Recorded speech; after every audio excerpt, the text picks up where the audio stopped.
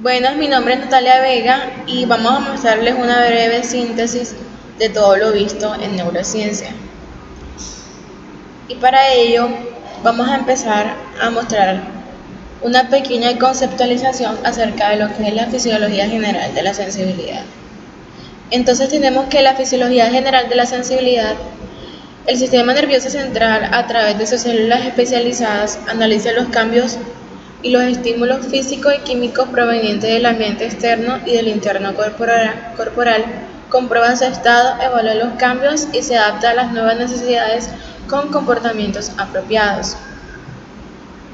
La sensibilidad se clasifica en sensibilidad general y específica, para así poder determinar la posibilidad de poder influir en el funcionamiento y la homeostasis del organismo a través de las respuestas subcorticales o medidas por la conciencia.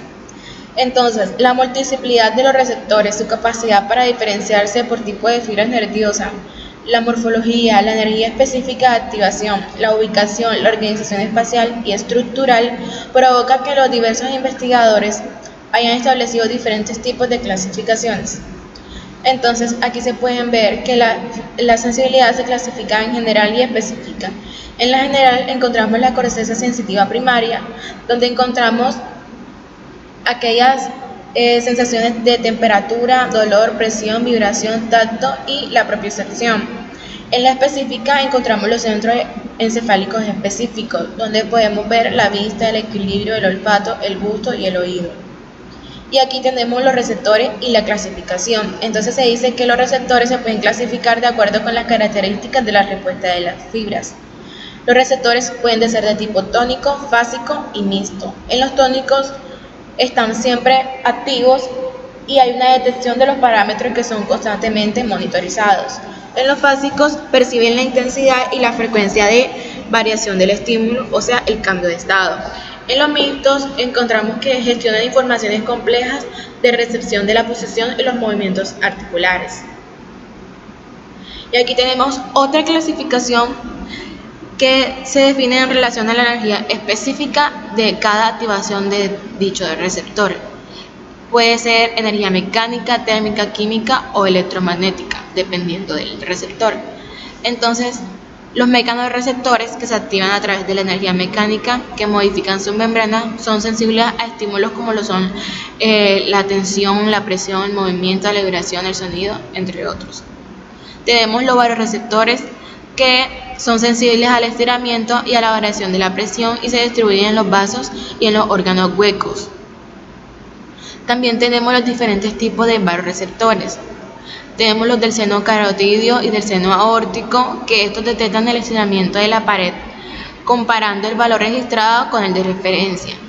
Los baroreceptores, o sea que son receptores cardiopulmonares, detectan las variaciones del volumen del sistema circulatorio.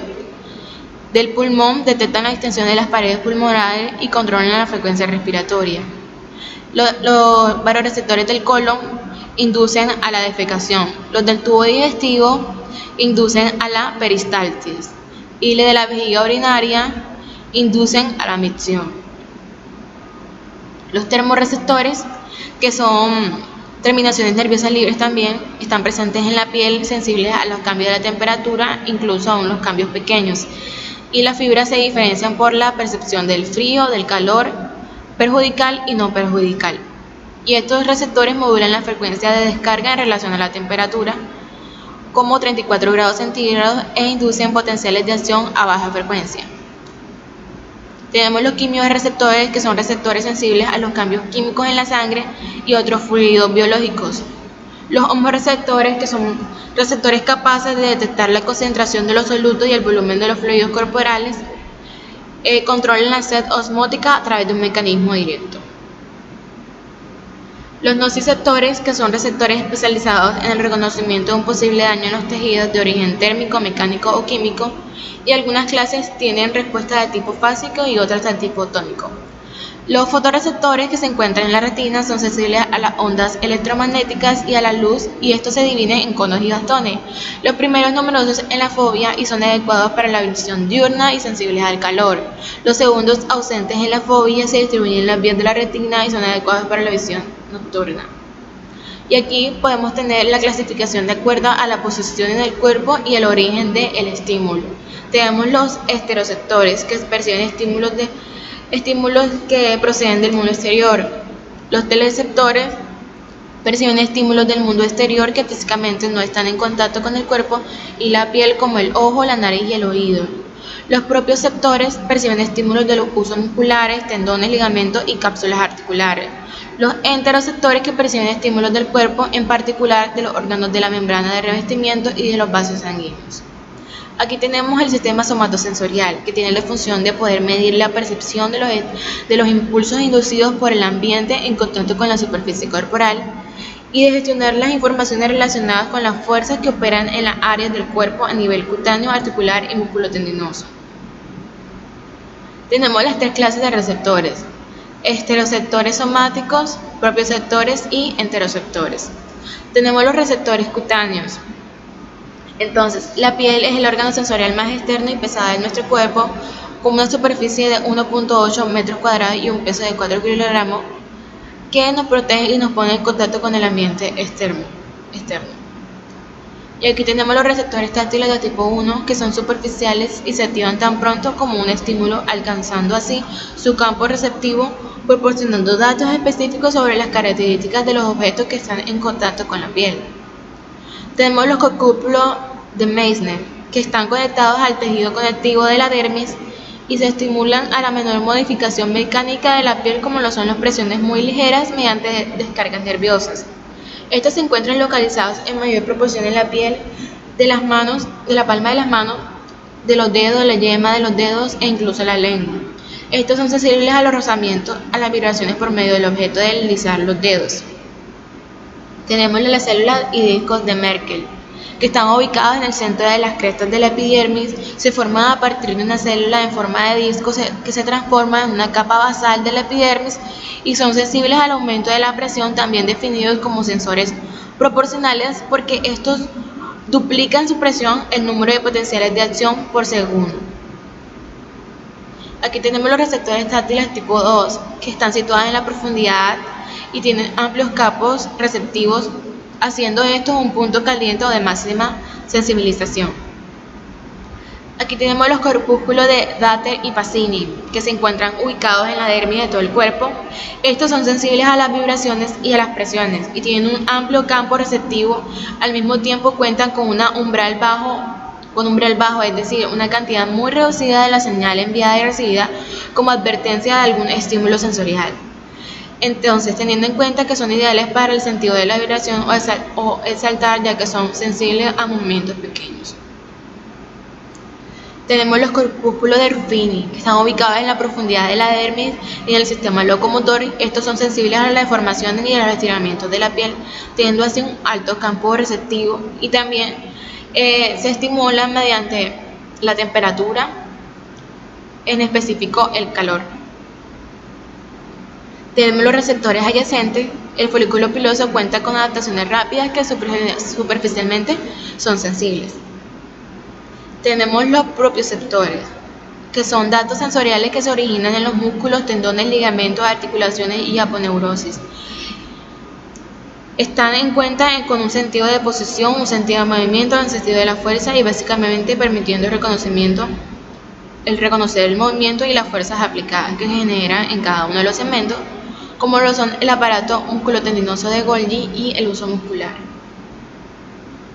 Tenemos las características de los usos neuromusculares, que están dispuestos en paralelo con fibras del músculo, detectan la longitud y la velocidad del estiramiento muscular, la densidad que es variable en relación con la función del músculo,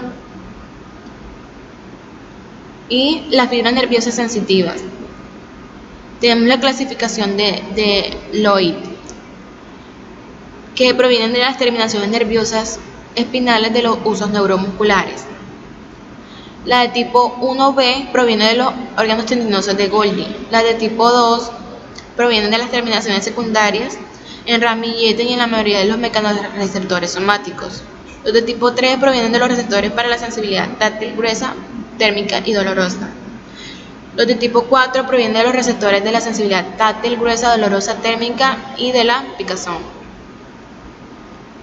Características de los órganos tendinosos de Golgi. La primera es que están dispuestas en series en las uniones miotendinosas. Son sensibles a la variación de la tensión muscular y tienen función protectora.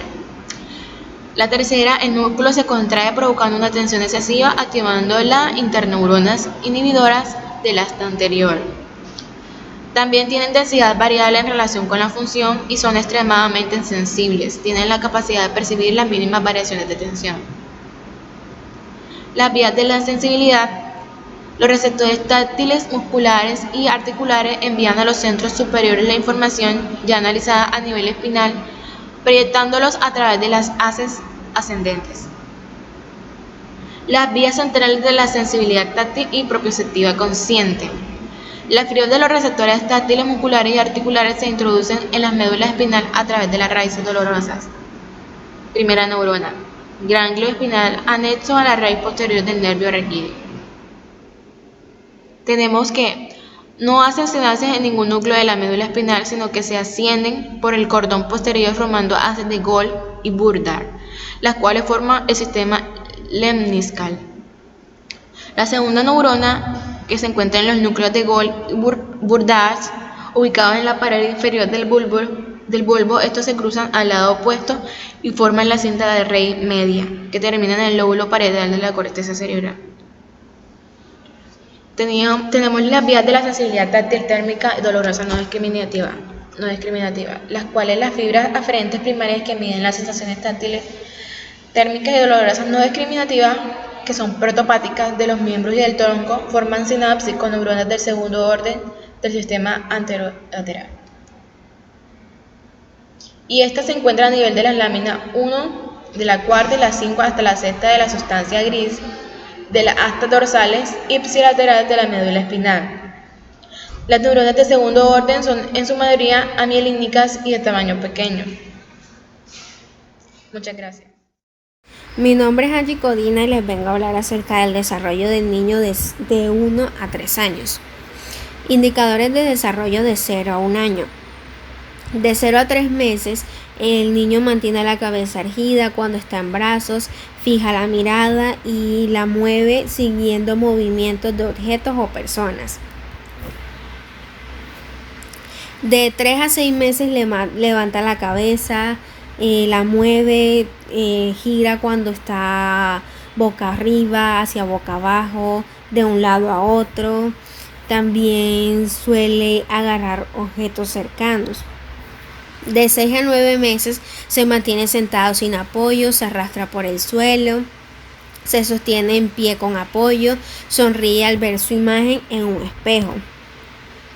De 9 a 12 meses se sienta y se levanta con apoyo, gatea, descubre los objetos ocultos en su presencia, da sus primeros pasos con ayuda, juega con la cuchara, se lleva todo a la boca y obedece a una orden simple que va acompañada de gestos. El desarrollo de la relación con el entorno social y físico. El bebé de 0 a 3 meses sonríe en respuesta a un estímulo y reconoce visualmente a su madre. De 3 a 6 meses sonríe o patalea ante personas desconocidas. También el bebé reconoce a quienes lo cuidan. De 6 a 9 meses acaricia objetos y personas, se altera y llora cuando se va la madre o ante personas extrañas y también suele imitar movimientos con las palmas, ya sea aplaudir o decir adiós. De 9 a 12 meses abraza y besa al adulto y a otro niño y también responde cuando se le llama por su nombre. El desarrollo de la comunicación y el lenguaje. De 0 a 3 meses localiza sonidos laterales moviendo la cabeza. De 3 a 6 meses emite sonidos para atraer la atención de un adulto, repitiendo sílabas de consonantes. De 6 a 9 meses localiza movimientos procedentes de diferentes direcciones y muestra agrado y realiza movimientos al escuchar las canciones infantiles. De 9 a 12 meses emite palabras ya con significado. Los indicadores de desarrollo de 1 a 2 años. el desarrollo psicomotor y autonomía personal de 12 a 18 meses. Se pone en pie, da pasos sin apoyo, hace rodar la pelota, imita al adulto, comienza a comer con la cuchara aunque derrama un poco. El desarrollo de la comunicación de 12 a 18 meses, repite sonidos que hacen otros, obedece a órdenes simples, combina dos sílabas distintas, identifica los objetos. El desarrollo de la relación en el entorno social y físico del niño de 12 a 18 meses es que éste reconoce a su familia, también reconoce a las personas que están en su entorno, reconoce los objetos de uso habitual como sus juguetes. También asimismo explora y muestra curiosidad por los objetos que se le hacen familiar. Los indicadores de desarrollo de un niño de 2 a 3 años. El desarrollo psicomotor y la autonomía personal de 24 a 30 meses. Salta con ambos pies, lanza la pelota con las manos y los pies, se quita los zapatos y los pantalones desabrochados, utiliza la cuchara y el tenedor. El bebé utiliza tazas sin derramar completamente. También identifica las formas geométricas. El desarrollo de la comunicación y del lenguaje de 24 a 30 meses. Hace frases de tipo papá ven, emplea el no de forma oral y no solo como gesto, responde a preguntas del tipo como ¿qué estás haciendo? ¿Dónde? A conceptos como esto es grande, esto es pequeño, y presta atención durante un tiempo a música o cuentos cortos. El desarrollo y su relación con el entorno social y físico de 24 a 30 meses. Se mueve con soltura por los espacios habituales como la casa, el centro infantil. Se reconoce en fotografías, también reconoce a las personas más cercanas, juega junto a 2 o 3 niños de su edad y sabe diferenciar en imágenes algunos términos como personas, animales o plantas.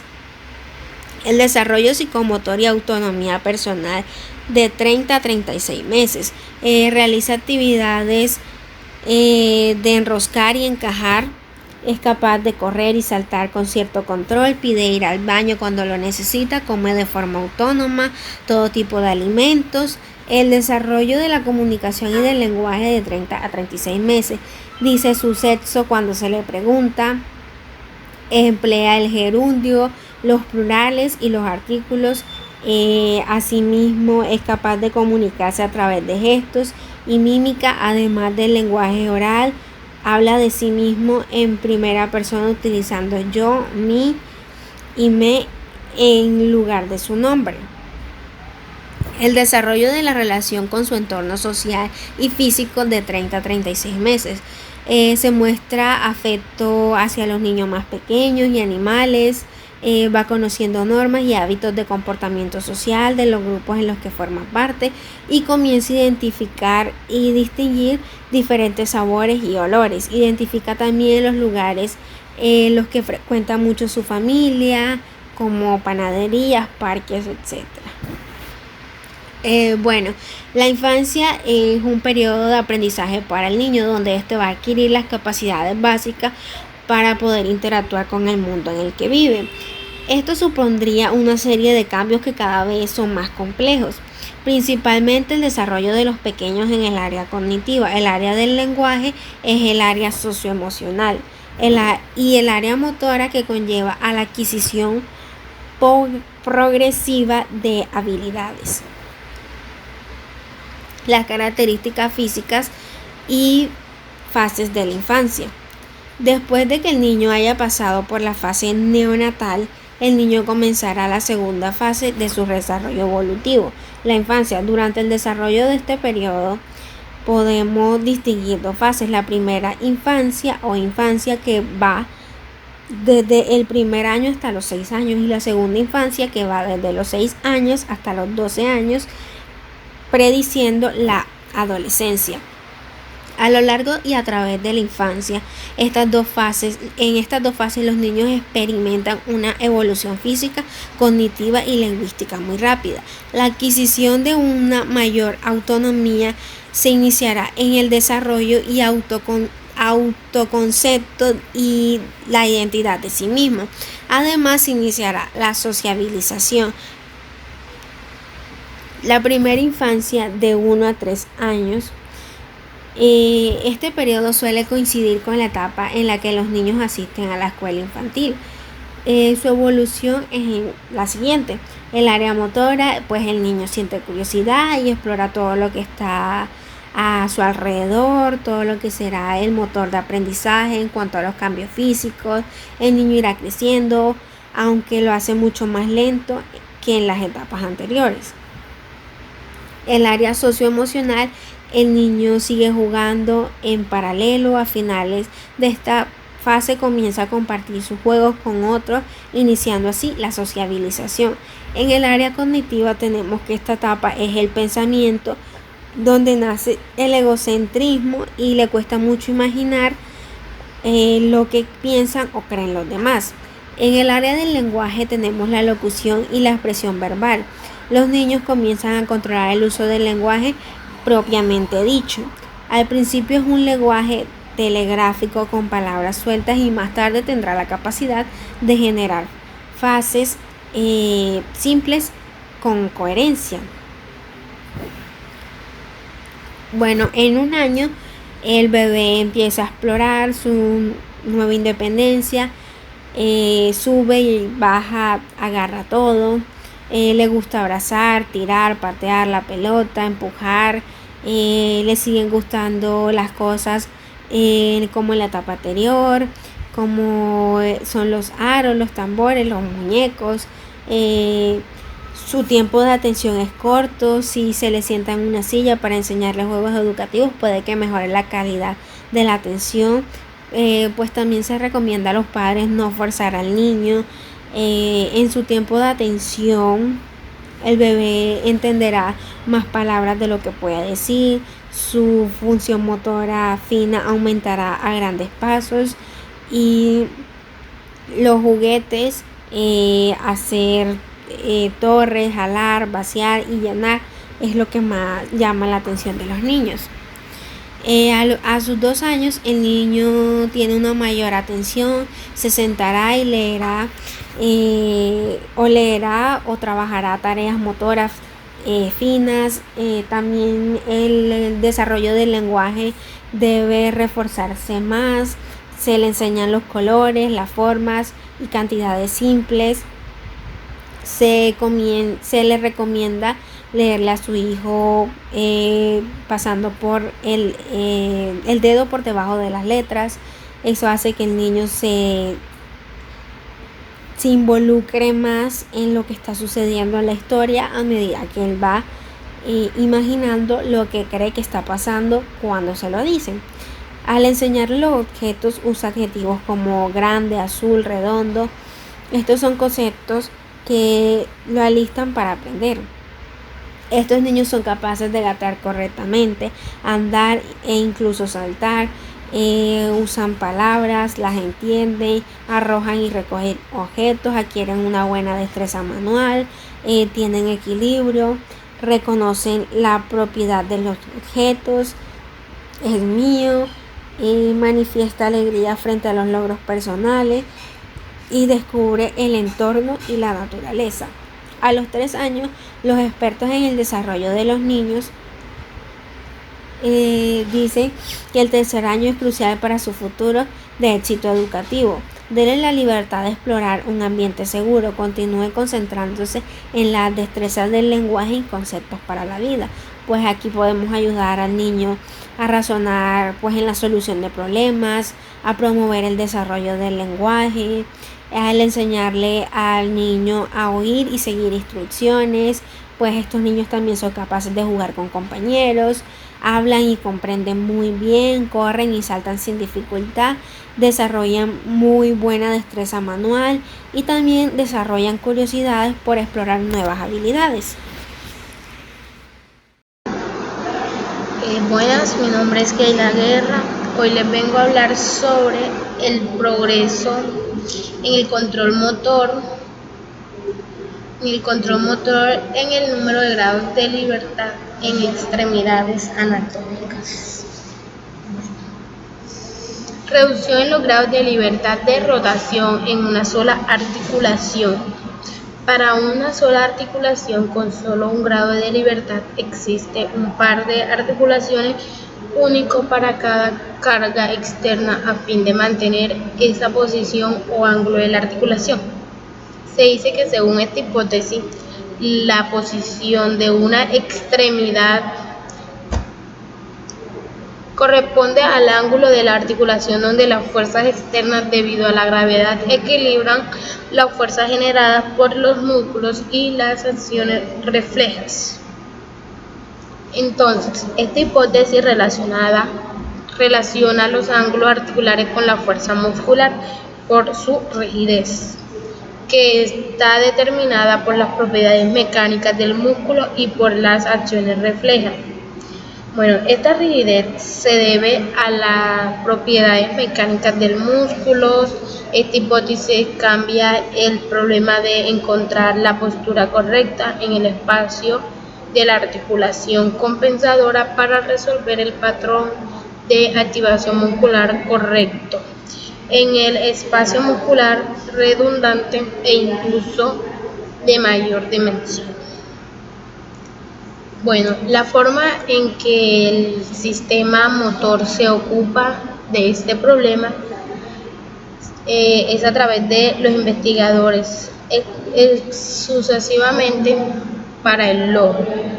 Donder, 1875, von Helmholtz, 1925, Twigg y Willis, 1987-1990, Straumann et al. 1991. Bueno, dicen que durante la década de estos estudios sobre los movimientos oculares se han extendido a la cabeza y al hombro. Jorge et al. 1992, Miller et al. 1993, dicen que para los movimientos oculares y movimientos de cabeza y apuntando con el brazo extendido. Entonces, seguimos con que solo se seleccionan aquellas posiciones angulares que pueden obtenerse mediante rotaciones de un solo eje, desde esta posición de referencia específica llamada posición primaria. El ojo, la cabeza o el brazo están contenidos en una superficie bidimensional. Como consecuencia, el número de grados de libertad se reduce efectivamente de 3 o 2. Los paneles superiores muestran la posición de la mano en un espacio de trabajo tridimensional. Los paneles inferiores proporcionan una vista frontal, una vista lateral y una vista superior, respectivamente el plano con los vectores de rotación que corresponden a la posición mostradas en los paneles superiores. Bueno, entonces tenemos controlando la orientación de la mano en movimientos de brazos articulares múltiples. Bueno, lo primero que nos dicen es que los sistemas de representación de movimientos más precisos son aquellos que utilizan conjuntos de cámaras para obtener los cambios de posición de cada segmento del cuerpo que están analizando. Sin embargo, a pesar de su precisión, este tipo de sistemas tienen algunas desventajas.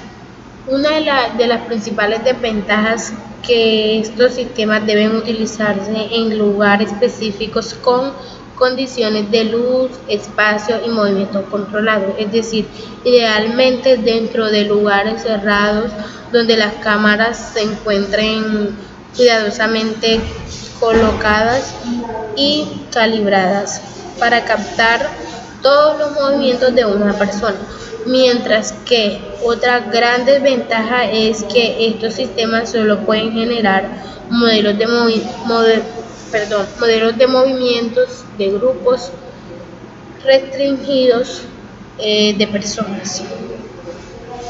Bueno, modelo cinemático y modelo de ensamble de clasificadores. Bueno, tenemos el modelo cinemático. Se utiliza para representar el movimiento del torso, brazo y antebrazo del cuerpo humano. Por su parte, el modelo basado en una asamble de clasificadores se utilizará para representar los movimientos de la muñeca, como vemos en el cuadro más reducido. Bueno, cada movimiento articular tiene límites físicos que le permiten describir arcos de movimiento. Entonces nos dice que a la cantidad de movimiento expresada en grado se presenta una articulación en cada una de las tres planos del espacio. La cantidad de grados de libertad se reduce tanto en el hombro como en el codo. En el hombro la reducción es de 3 o 2, ya que el codo agrega 2 grados de libertad.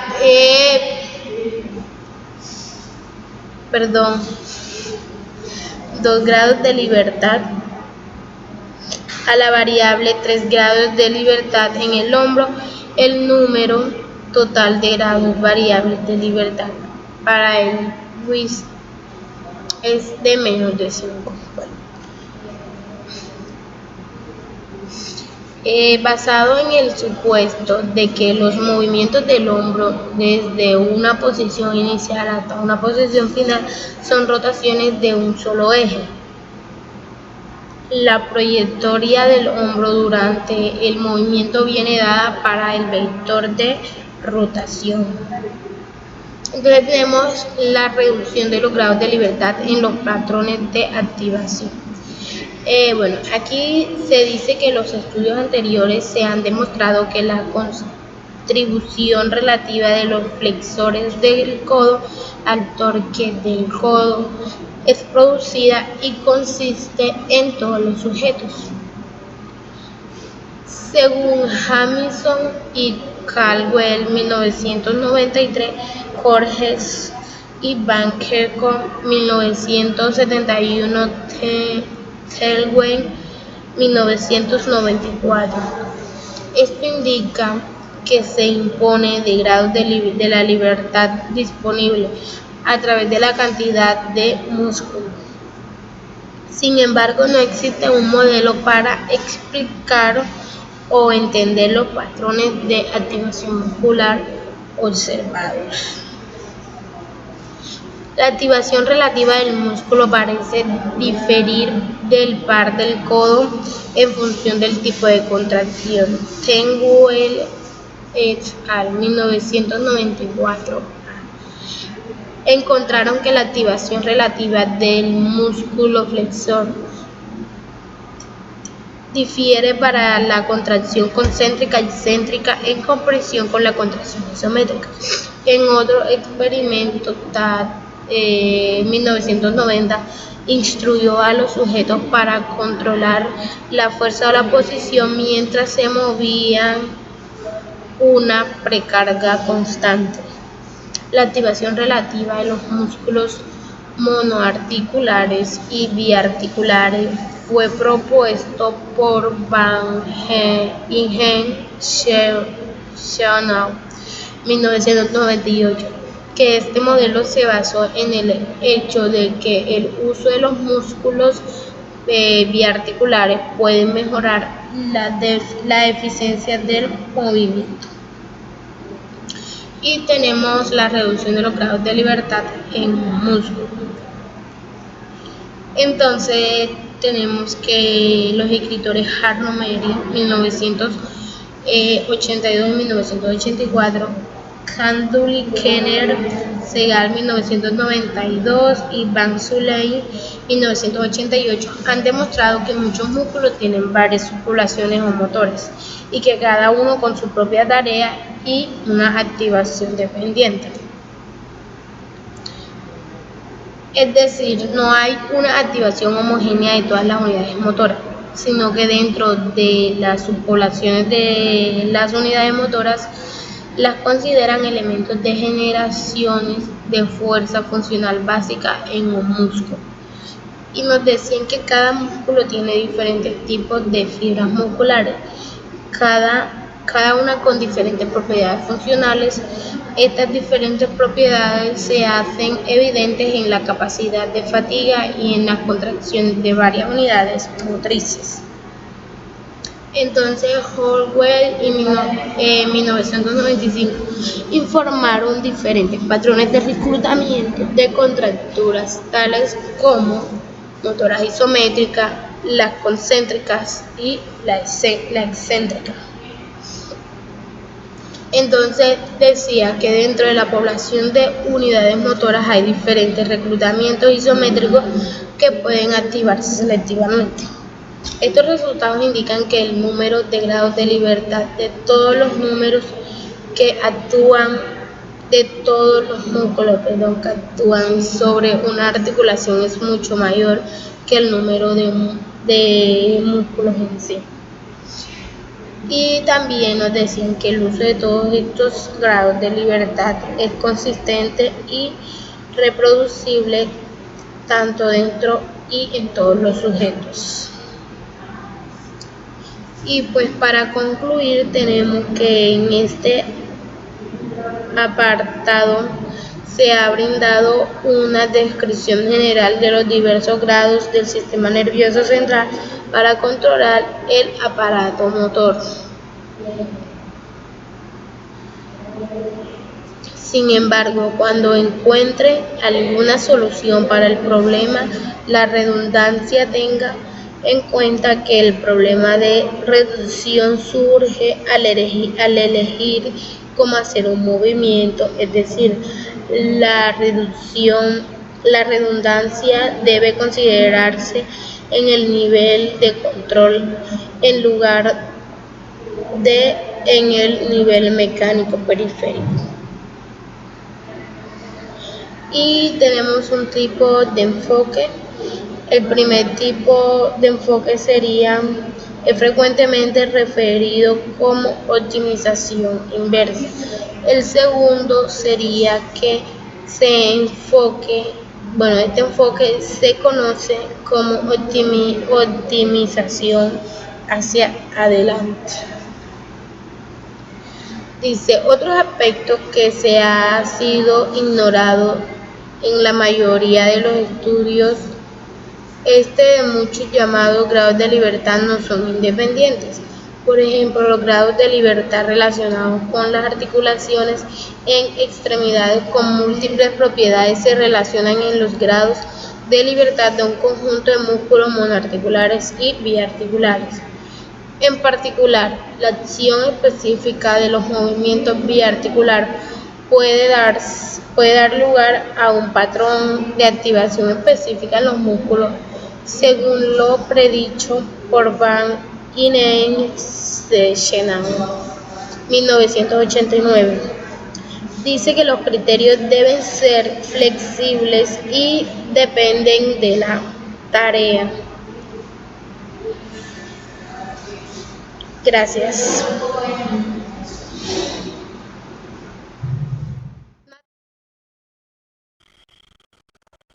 Ahora hablaremos sobre la inteligencia del movimiento. El sistema nervioso central es la motricidad. El sistema nervioso central, gracias a las aferencias propioceptivas, percibe y orienta y procesa el movimiento, finalizándolo en el objetivo específico. Los sistemas motores permiten que el cuerpo se adapte a las exigencias ambientales y personales, transformando los impulsos nerviosos en contracciones musculares oportunamente modulares. El sistema nervioso central y periférico. El sistema motor central planifica, programa y controla los movimientos, regula el tono muscular y la postura.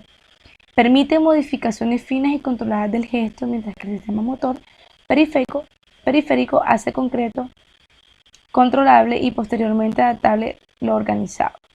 El sistema motor periférico se compone de los músculos y fibras aferentes. El funcionamiento del sistema se determina en la unidad neuromotora constituida por una motoneuronal espinal y por el nervio motor, por la unión neuromuscular y por la célula muscular, que sería el miocito.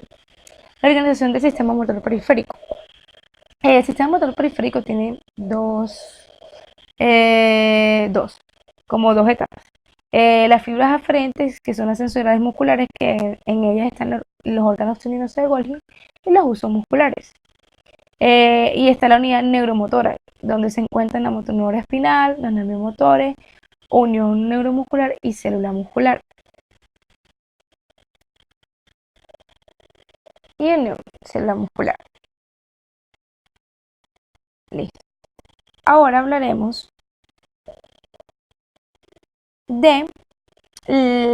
Listo. El sistema motor central está compuesto por una médula espinal, el tronco encefálico, el cerebro, el cerebelo, los núcleos basales y la corteza cerebral, como ya lo sabemos. Estas estructuras para garantizar un movimiento dirigido deben actuar coordinadamente e integrarse y colaborar por un objeto común. Este sistema motor central está organizado jerárquicamente en serie y en paralelo. La médula espinal contiene las motoneuronas que inervan los músculos, el tronco y los miembros, así como las numerosas interneuronas propioespinales e interneuronas de proyección. Los circuitos espinales, gracias a aferencias cutáneas, musculares y articulares, pueden elaborar tanto las respuestas reflejas automáticas como los patrones motores adecuados a las acciones motoras.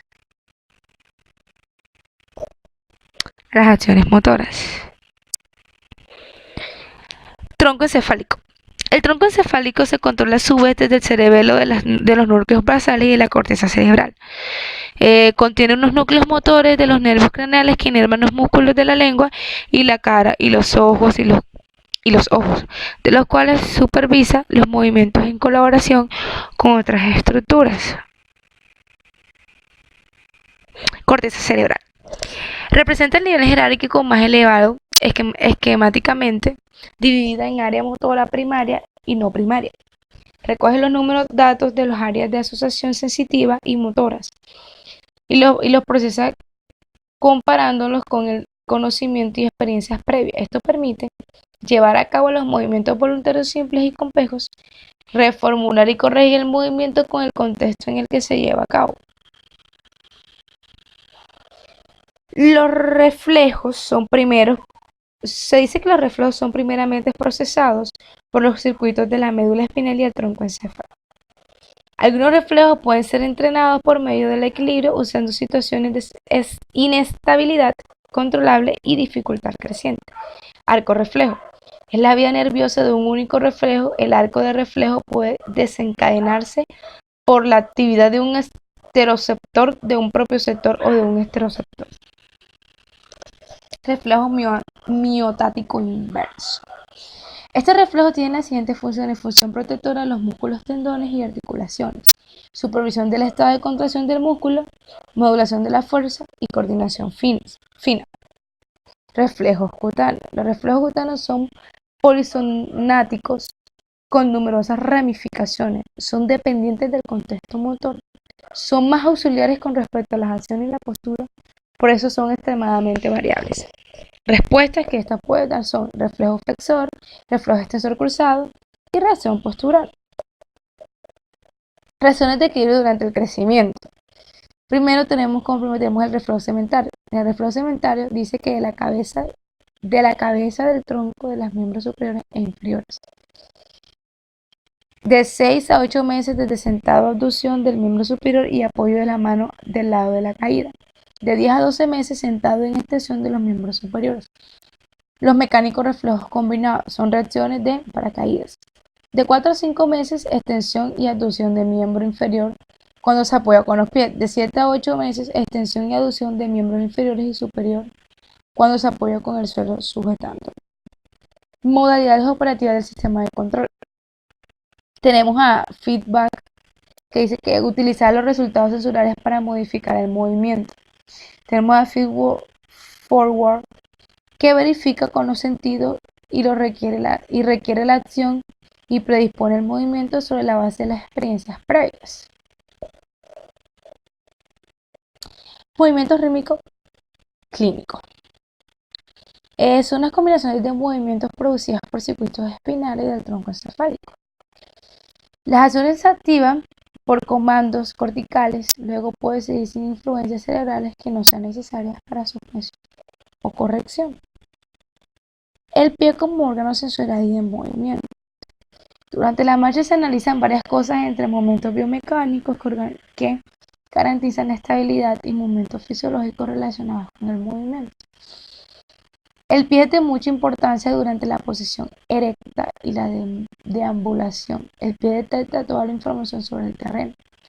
El pie transmite y recibe datos sensoriales, es rico en receptores y genera flujos de información.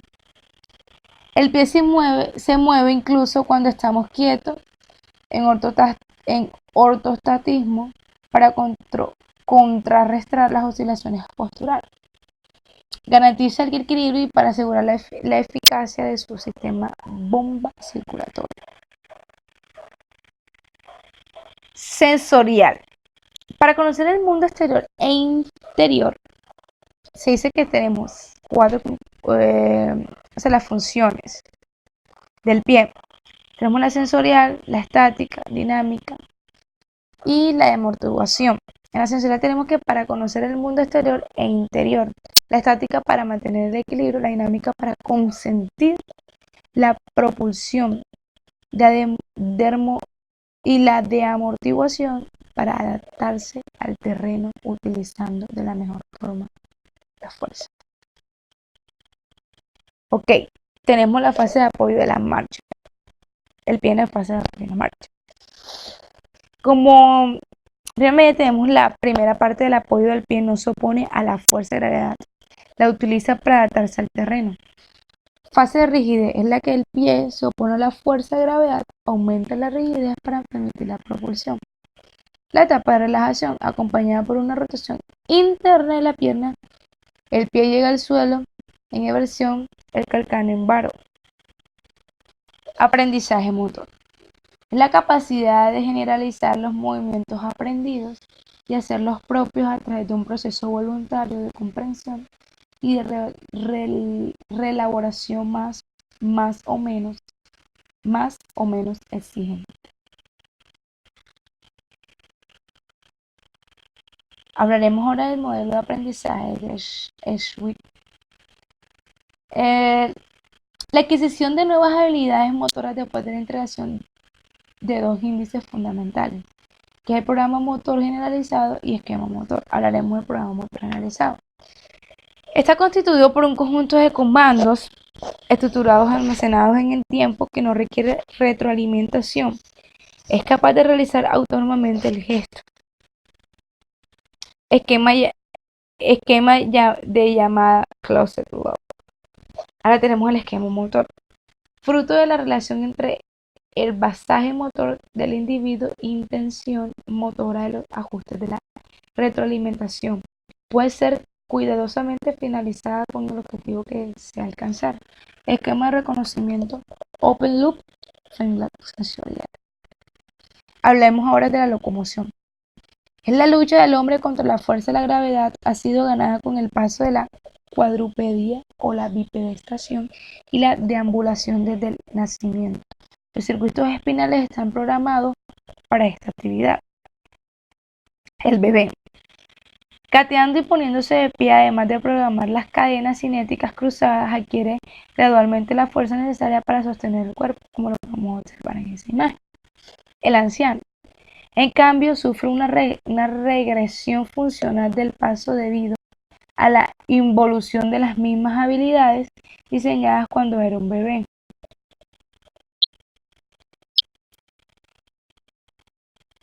Tenemos deambulación, intervención de los sistemas sensoriales. Tenemos la clasificación. Se dice que como primera medida adaptan el esquema corporal a la posición de miembro, modulan la fuerza, predisponen el movimiento con relación a las condiciones del suelo y calibran la marcha. Dan juicio a las actividades musculares y revelan los obstáculos ambientales y regulan el paso. La deambulación es una acción compleja, aunque aunque partiendo de circuitos elementales de la médula espinal, para su ejecución efectiva requiere la participación de muchos sistemas. Región locomotora encefálica, región locomotora subtalámicas, el cerebelo, los núcleos basales, áreas corticales motoras, componentes visuales y vestibulares y las áreas asociativas sensoriales. Los ciclos de la marcha. En una alternancia de las fases de apoyo, cada miembro está en contacto con el suelo para luego ser levantado y empujado hacia adelante en la fase de oscilación.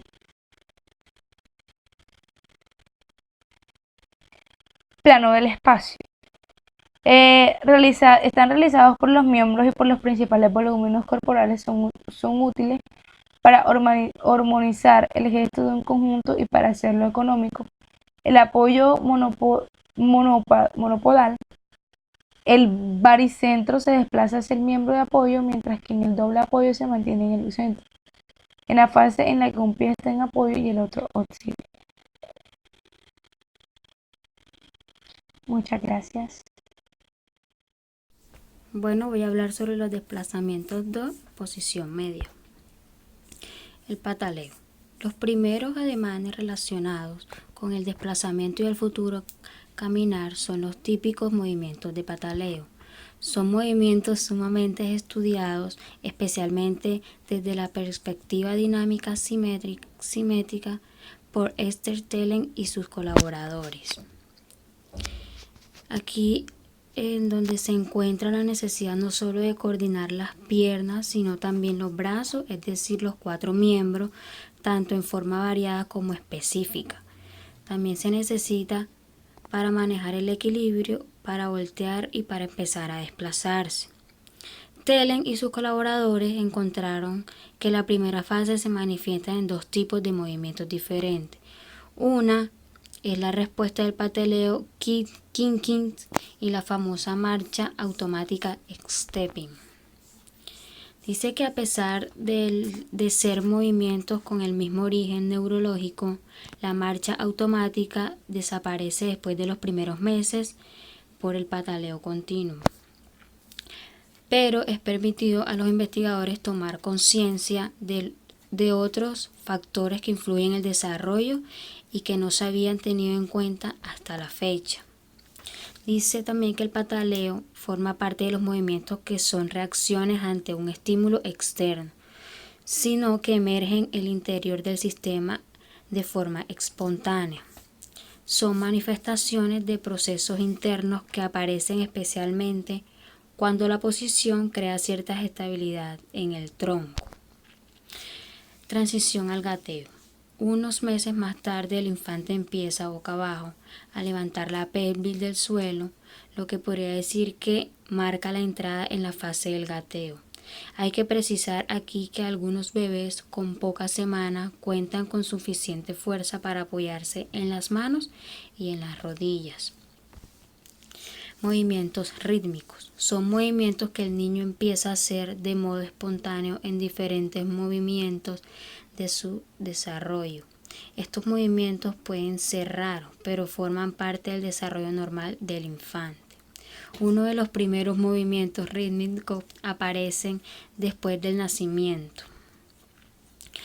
Tenemos que debemos resaltar que estos movimientos hacen parte del control postural y en este contexto describimos 2 movimientos específicos. Uno que es una serie de movimientos pendulares cuando el infante está sentado y balancea su tronco hacia atrás y hacia adelante.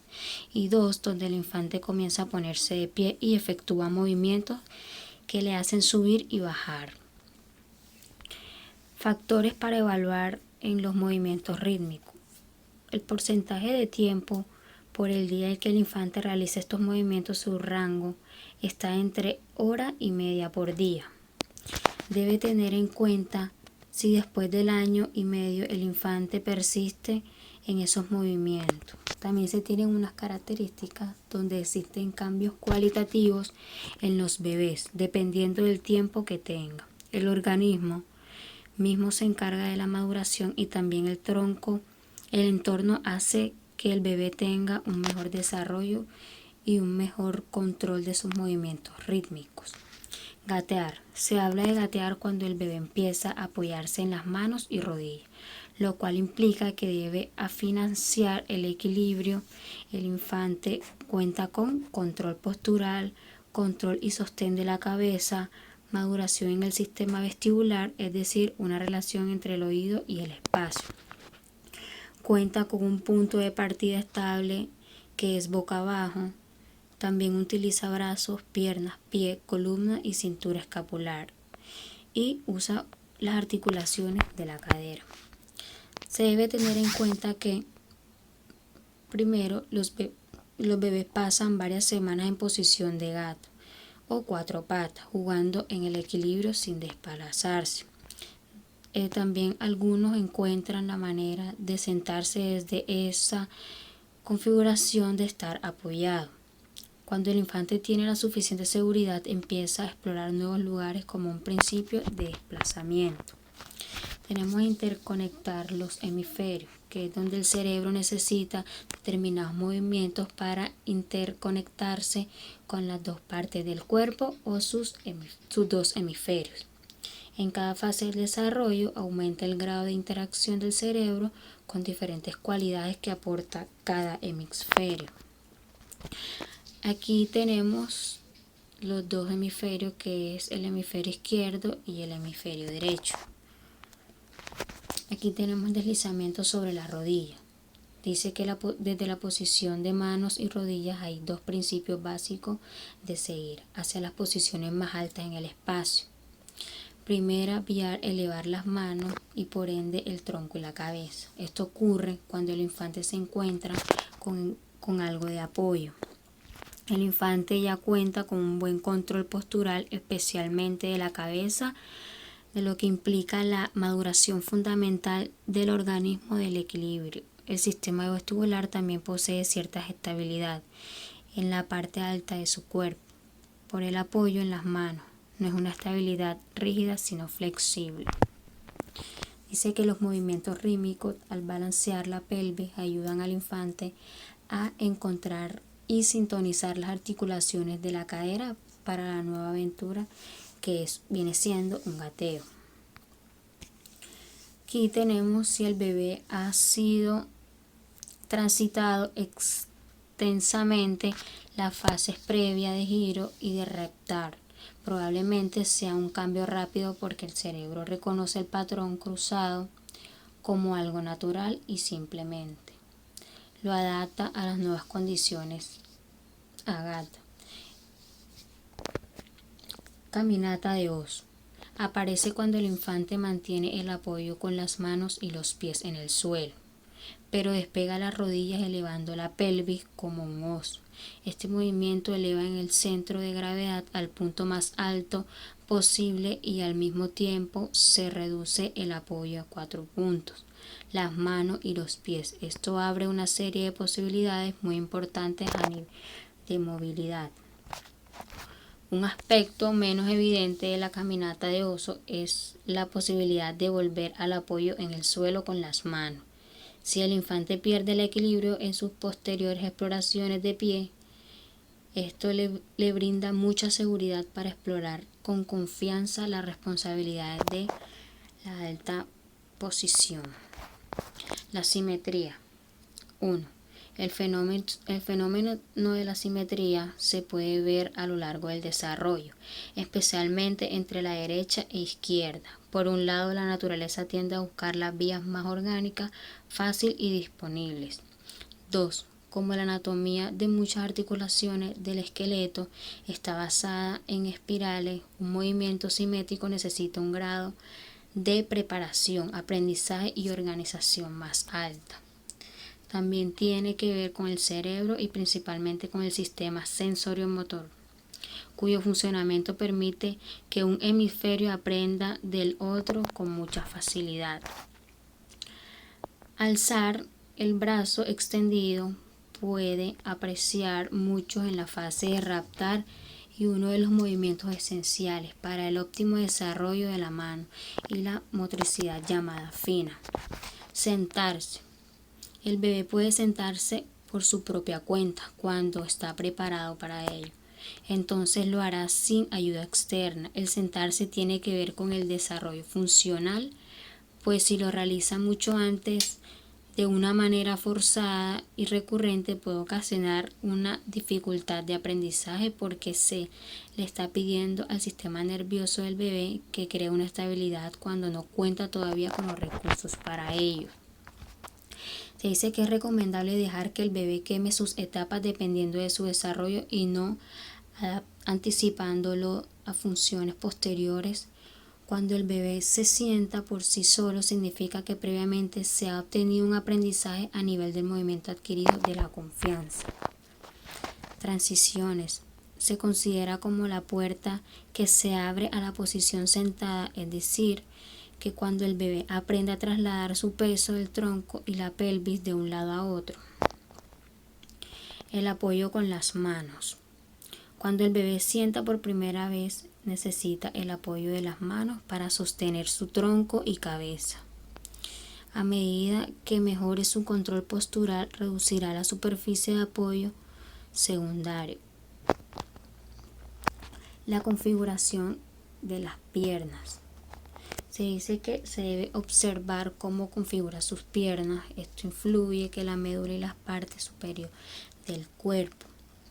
Las piernas en O. Es una manera de crear una base bastante estable en el suelo. Lo está al alcance para apoyar una o las dos manos si el manejo del equilibrio lo requiere. Piernas en B. En esta posición llegan a sentarse llevando la pelvis hacia atrás y abriendo las piernas. Piernas en W. Es una manera de aumentar la superficie de apoyo y crear más estabilidad. Piernas dobladas de lado. El traslado del eje funcional de un lado es una preparación para más tarde permanecer apoyado y en equilibrio en un solo pie. Sentado sobre los talones. Cuando el bebé logra sentarse sobre los talones significa que alcanzó ya un nivel de organización bastante avanzado dentro de esta función, que ya casi no necesita el apoyo secundario. El uso esférico de la pelvis. Cuando el infante llega en su desarrollo hasta un punto donde puede moverse con total libertad, también puede encontrar con una suma de facilidad en las diferentes transiciones, como para reptar, gatear o incluso hasta ponerse de pie.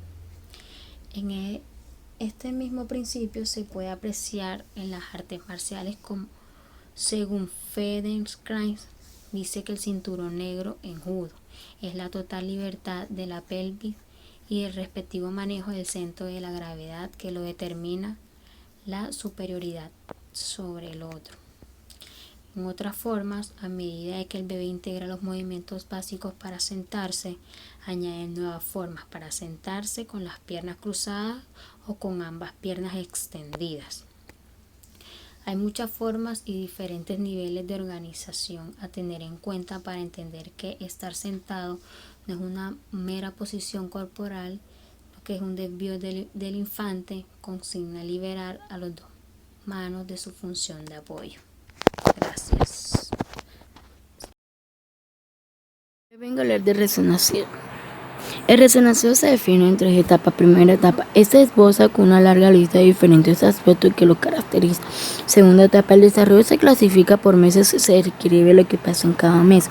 Tercera etapa, el nacimiento es todo un reto para el recién nacido y el primer contacto con el mundo exterior. También encontramos el patrón de flexión. Se le llama patrón de flexión al momento que se despliega para poder pasar por el canal de aborto, lo que equivale a una extensión y un alargamiento del cuerpo. Feldenkrais llamaba a los músculos extensores antigravitorios por su función de ayuda. También encontramos el patrón de flexión activo. El primer patrón de flexión es pasivo porque se caracteriza función sí reducido espacios de el vientre materno y no necesita de fuerza muscular. También encontramos la naturaleza acuática, despliega las influencias de las fuerzas de gravedad. También encontramos el infante. Entre un contacto de juego de flexión y extensión está ligado a una organización activa. También encontramos la posición inicial. No hay evidencia científica que compruebe la relación casual entre la muerte subital y la posición boca abajo. En 1960, los pediatras recomiendan acostar al bebé boca arriba por el peligro de la muerte subital. También encontramos que la pediatra Ungray Emil Birk opina que los recién nacidos no están preparados para estar boca abajo. Se recomienda ponerlos boca arriba hasta que ellos lo puedan hacer por sí mismos. También encontramos la posición boca abajo. Es interesante desde el punto de vista del desarrollo motor, por lo que le permite al bebé usar potencial en unos cuantos recursos de antigratatorios que necesita para controlar la cabeza y luego para desplazarse. También encontramos acostado de lado. La posición sobre un costado es interesante en sí mismo. El problema es que recién nacido se pueda, aunque no sea forma individual. O sea, eso se dice que recién nacido todavía puede tener el control de que si está de lado se pueda voltear boca abajo. También encontramos cuando el bebé está dormido, la posición de lado representa un contacto interesante. Aprendizaje porque sería a la puerta para que él vuelva a la posición boca abajo. También será importante luego de la práctica su equilibrio a través del movimiento del contrabalanceo. O sea, el bebé se puede controlar con sus extremidades, ponerse a su posición boca abajo, que es la que prácticamente el bebé puede tener. También encontramos a Andril el porteo. Andril y el porteo. Cuando el bebé está en los brazos de un adulto, la manera en que se alza sosteniendo mueve al bebé es importante durante los primeros meses, cuando se desarrolla el control postural sobre todo la cabeza. También encontramos el tiempo que pasa en brazo ocupa un lugar central en los jóvenes de la vida del bebé, que concluye núcleos de desarrollo entre muchos aspectos como la nutrición, el contacto físico y el contacto visual. También encontramos la cabeza. También se le recomienda a los adultos que tienen que tener al bebé con una posición, la mano en la nuca y la parte superior de la cabeza y la parte posterior de la cabeza. También encontramos verificaciones también encontramos verificaciones prematuras. Verificamos que el bebé se pueda sentar, ponerse de pies antes de que está preparado por ellos mismos. Esto no es solo para sobre si ya está listo, o también está verificado si ya ponerse la habilidad motriz necesita poder verificar por su propia cuenta. O sea, ya ahí el bebé se puede agarrar y puede dar pasitos. También encontramos la limitación. Para evitar crear inferencias entre el desarrollo del bebé, necesitamos representar sus límites naturales y su exigir. Una sobreexigirca para el sistema que provoca una respuesta muscular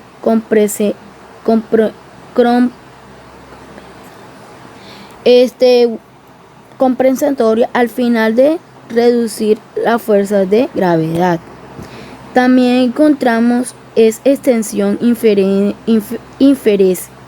Después con las necesidades del movimiento para seguir el desarrollo, especialmente el desarrollo de las funciones dinomáticas, de estar sentado o de estar poder girar debido a la rigidez compensatoria en la espalda. También encontramos cómo sostener al bebé. Podemos sostener al bebé de un brazo o también lo podemos sentar en las piernas, sosteniéndole la cabeza y para el apoyo de la cabeza y para que él pueda sostenerse. También encontramos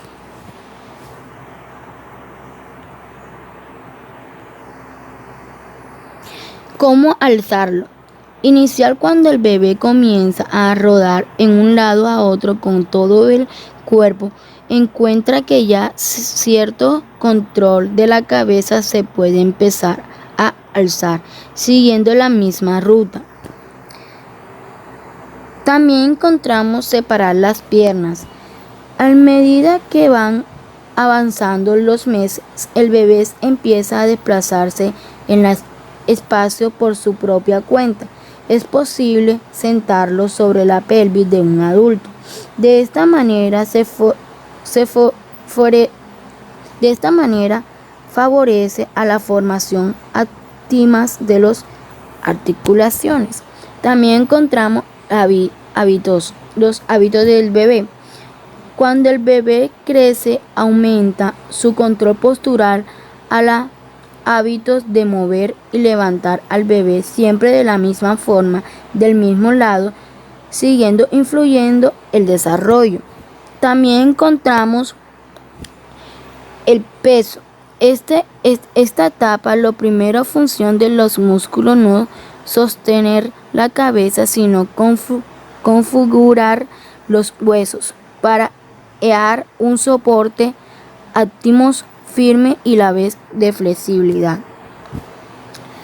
También encontramos arriba en los aspectos sensoriales, también entran los sentidos auditivos y olfativos, ya que forman parte de los telecatores.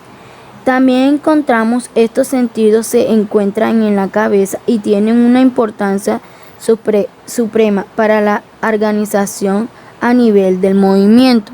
También encontramos boca abajo. Se alcanza un recién nacido boca abajo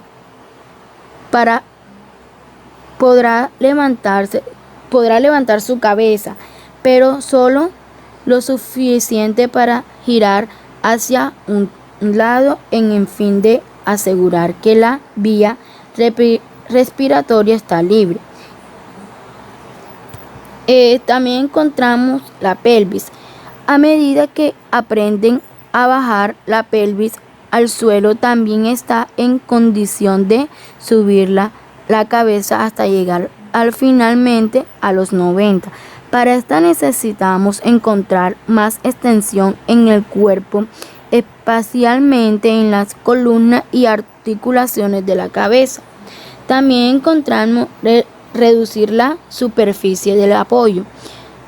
La superficie del apoyo es cuando el bebé coloca sus brazos en el piso y suele que puede alzar los pies o también coger un objeto que le ponga al padre o a alguien. Y también podemos decir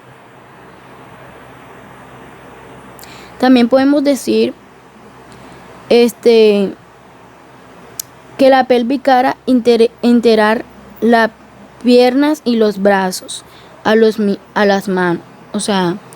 También podemos decir que puede sostener un apoyo.